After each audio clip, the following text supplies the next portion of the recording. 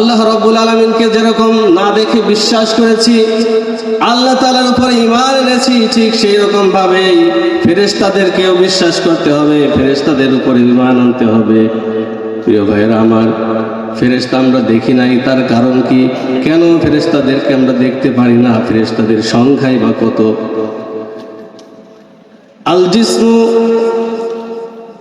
ওয়া নুরানিয়ুন ইয়াতাশাক্কালু বিআশকালিন মুখতালিফাতিন ওয়ালা ইয়াকুলু ওয়ালা ইয়াশরাবু ওয়ালা ইয়াবুলু ওয়ালা ইয়াবুতু। ফেরেশতারা হচ্ছে নূরের তৈরি। আল্লাহ রাব্বুল আলামিন তাদেরকে নূর দ্বারা সৃষ্টি করেছেন, এই জন্য আমরা দেখতে পাই না। এরপরে তারা আমাদের মতো খায় না, পান করে না, তাদের কোনো পেশাব পায়খানার কোনো প্রয়োজন হয় না। আল্লাহ রাব্বুল আলামিন অসংখ্য ফেরেশতা সৃষ্টি করেছেন, তার সংখ্যা একমাত্র আল্লাহ রাব্বুল আলামিন জানেন, তিনি ছাড়া কেউ জানে না। ফেরেশতাদের সংখ্যা সম্পর্কে কেউ জানে? ফেরেশতাদের সংখ্যা আমরা জানি না। পৃথিবীতে আল্লাহ রাব্বুল আলামিন বহু কাজের জন্য বহু ফেরেশতা সৃষ্টি করেছেন, বহু ফেরেশতাকে বিভিন্ন কাজের দায়িত্ব দিয়ে পৃথিবীটাকে পরিচালনা করছেন। আমার প্রিয় ভাইয়েরা, আমরা এটা জানি যে আমাদের দুই পাশে দুই কাঁধে দুইজন ফেরেশতা থাকে, জানি না? নাম বললে তো বলতে পারবেন, তাই না? কি নাম? কিরামান কাতিবিন নাকি? হ্যাঁ। এখন আমরা দেখতে পাই না কেন? তাদেরকে নূর দ্বারা সৃষ্টি করা হয়েছে, আর নূর দ্বারা সৃষ্টি করা হয়েছে বলে আমরা দেখতে পাই না। তো এখন এই ফেরেশতাদের সংখ্যা কত? ফেরেশতাদের সংখ্যা আমাদের জানা নাই, তবে শুধুমাত্র একটু ধারণা দিতে পারি। আপনি যদি ভালো করে লক্ষ্য করেন তাহলে অঙ্কটা একটু মিলায় নেন। বাইতুল মামুর নামে একটা মসজিদ আছে, কোথায় জানেন নাকি? হ্যাঁ, সপ্তম আসমানে। সপ্তম আসমানে বাইতুল মামুর নামে যেই মসজিদ, সেই মসজিদে প্রতিনিয়ত প্রতিদিন 70,000 ফেরেশতা তওয়াফ করে বা ইবাদত করে। ওই মসজিদে ইবাদত করার পরে যেই ফেরেশতা একবার বের হবে, কিয়ামত পর্যন্ত ওই মসজিদে প্রবেশ করার আর দ্বিতীয়বার সুযোগ হবে না। এবার আপনি গুণ করে মিলায় নেন, এই পৃথিবীর বয়স কত বছর হতে পারে, আর প্রতিদিন এরকম 70,000 ফেরেশতা সেখানে তওয়াফ করতেছে, বের হচ্ছে, দ্বিতীয়বার আর সুযোগ পাবে না কিয়ামত পর্যন্ত। এবার তাহলে বোঝেন যে ফেরেশতাদের সংখ্যা কত হতে পারে। এখন আমরা জানি ফেরেশতাদের মধ্যে সর্বশ্রেষ্ঠ 4 জন ফেরেশতা, তার ভিতরে আবার সর্বশ্রেষ্ঠ বা যিনি সর্দার, তার নাম হচ্ছে কি? জিবরাইল আলাইহিস সালাম। আজরাইল না, আজরাইলের কথা পরে বলছি। জিবরাইল আলাইহিস সালাম, ওনার কাজটা কি ছিল? জিবরাইল আলাইহিস সালাম উনি আল্লাহ রাব্বুল আলামিনের পক্ষ থেকে ওহী নিয়ে আসতেন নবীদের কাছে, নবী রাসূলদের কাছে কোরআন নিয়ে আসতেন, ওহী নিয়ে আসতেন। ওহীর যেই বার্তা আল্লাহ রাব্বুল আলামিন এই কাজ নিয়েছেন জিবরাইল আলাইহিস সালামের মাধ্যমে, এবং বিভিন্ন সময় নবীদেরকে সাহায্য করার জন্য তিনি এসেছেন, যেমন বদর যুদ্ধে এসেছিলেন, তাই না? জিবরাইল আলাইহিস সালাম। এরপর হচ্ছে মিকাইল আলাইহিস সালাম। মিকাইল আলাইহিস সালামের কাজটা কি?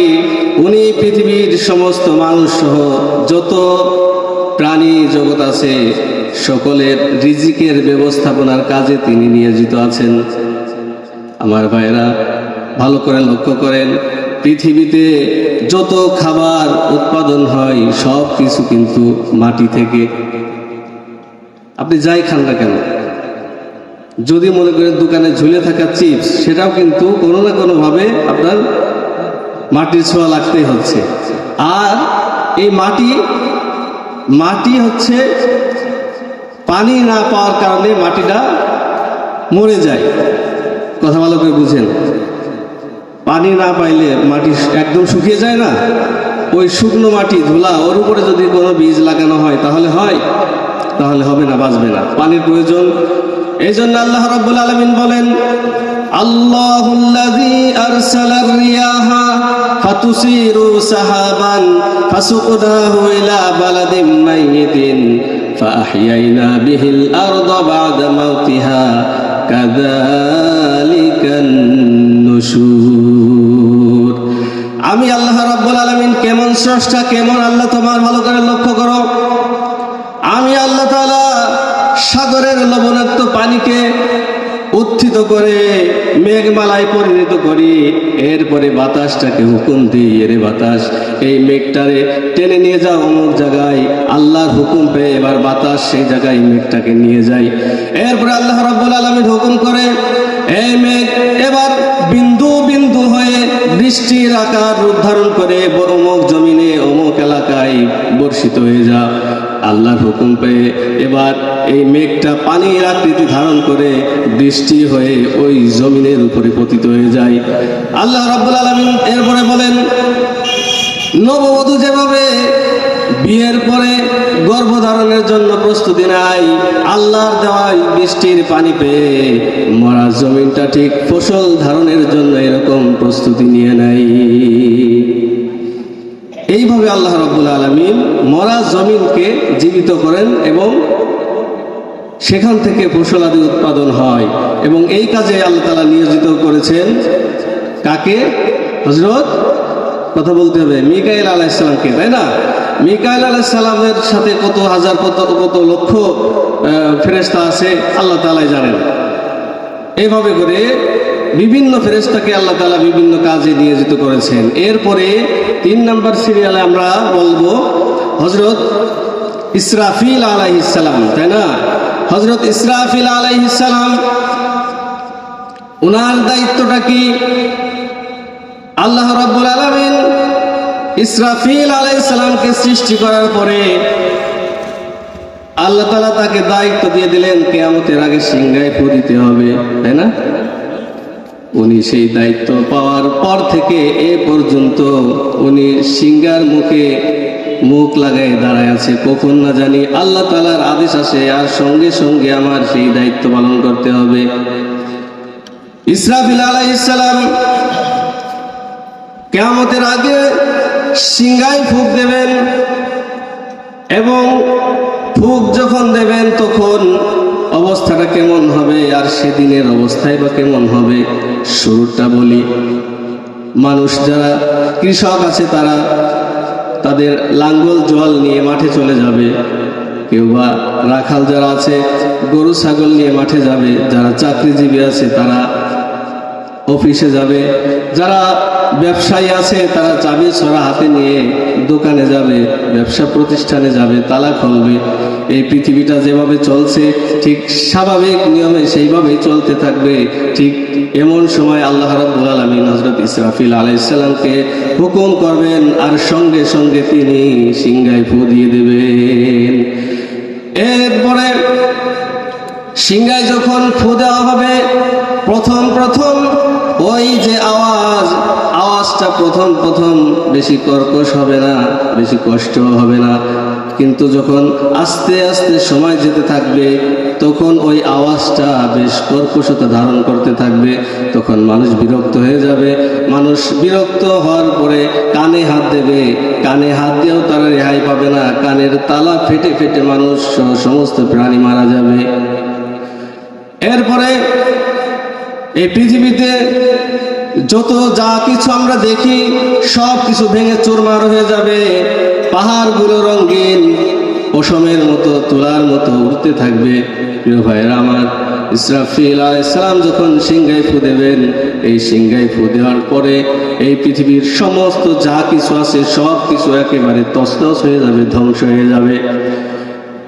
মানুষ সহ যত প্রাণী আছে সব কিছু মারা যাবে, জিন মারা যাবে, এক পর্যায়ে ফেরেশতা মারা যাবে। ফেরেশতাদের যে সমস্ত সর্দার বললাম বা শ্রেষ্ঠ যারা যে সমস্ত ফেরেশতা আছে এরাও মারা যাবে, সব কিছুই শেষ। এরপরে আল্লাহ রাব্বুল আলামিন পৃথিবীকে লক্ষ্য করে বলবেন, ইয়া দুনিয়া আইনা আশজারুকি, হে দুনিয়া তোমার বুকের উপরে যে বিশাল বড় বড় আমাজন জঙ্গল ছিল, আফ্রিকার জঙ্গল ছিল, সুন্দরবন ছিল, এগুলো কোথায়? কোনো আওয়াজ নাই। আওয়াজ দেওয়ার মতো কিছু আছে পৃথিবীতে? কিছুই নেই, সব কিছুই শেষ, শুধুমাত্র আল্লাহ তাআলা আছেন। আওয়াজ দেবে কে? এরপরে আল্লাহ তাআলা বলবেন, ইয়া দুনিয়া আইনা আনহারুকি, হ্যাঁ দুনিয়া, তোমার উপরে যেই বড় বড় যেই সমুদ্রগুলো ছিল, আটলান্টিক মহাসাগর, আরব সাগর, বঙ্গোপসাগর, প্রশান্ত মহাসাগর, যখন তুফান আসতো 30-40 ফুট উঁচু হয়ে ঢেউ তখন সাগরের বুকে রাজত্ব করতো, সেই সমস্ত ঢেউ, সেই সমস্ত নদীগুলো কোথায়? কোনো আওয়াজ নাই। কোনো আওয়াজ আছে? আওয়াজ দেওয়ার মতো কেউ নাই। আল্লাহ রাব্বুল আলামিন এভাবে একটা একটা করে বলবেন। এরপরে বলবেন, লিল্লাহি ওয়াহিদিল কাহ্হার, আজকের এই রাজত্ব শুধুমাত্র আমার জন্য। কার জন্য? আল্লাহর জন্য। আমার বলতে এখানে কে? আল্লাহ। এভাবে কিয়ামত কায়েম হবে। এরপরে 4 নাম্বার যেই ফেরেশতা, যার কথা এখনো বাকি আছে, তার নাম কি? একটু আগে আপনারা বলেছিলেন, কি যেন?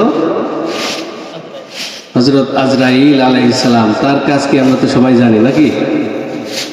তার যে কাজটা দেওয়া হয়েছে সেই কাজ হচ্ছে পৃথিবীতে যত প্রাণী আছে, শুধু মানুষ, জিন, আরো যত পশু পাখি আছে, সবগুলারই জানকে কবজ করার দায়িত্ব কার? হযরত আজরাইল আলাইহিস সালাম। এখন আসেন, হয়তো আপনি মনে করতে পারেন যে একই সময় বিভিন্ন জায়গায় বিভিন্ন ধরনের দুর্ঘটনা হচ্ছে, হ্যাঁ, আজরাইল এত স্পিডে যায় কিভাবে? আজরাইল